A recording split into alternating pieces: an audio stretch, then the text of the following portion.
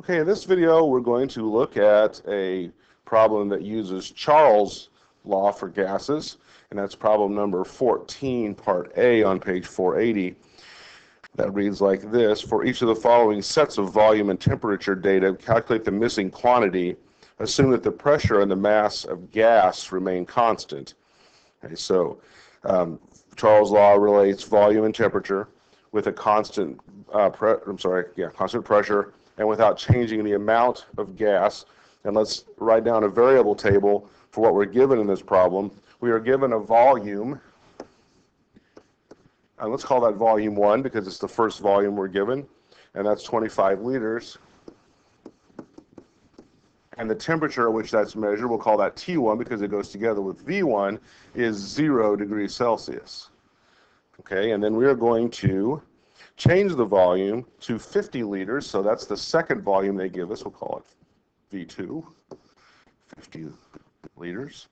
And we're supposed to find out at what temperature that would have to occur. All right, so the Charles' law relationship, from your graph that you made in lab, you should realize that the relationship here is that the volume is K times the temperature.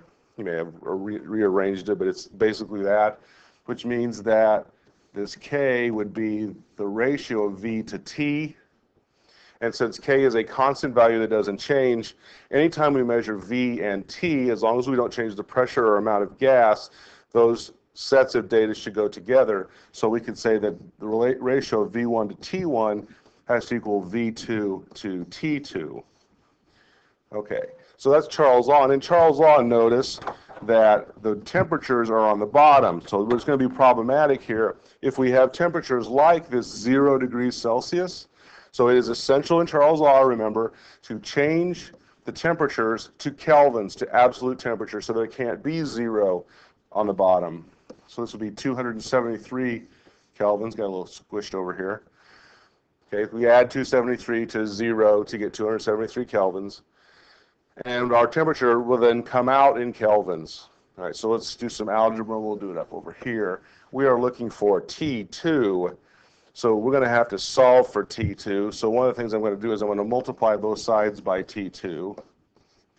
And then I'm going to have to get rid of, let's see, that'll take out this one and this one. And now I'm going to have to multiply both sides by T1, which gets rid of this one and divide both sides by V1, which gets rid of this one. That's a big mess, but it's going to end up looking like this, that T2 is V2 T1 over V1. And we have all those numbers. V2 is 50 liters. T1 is 273 kelvins.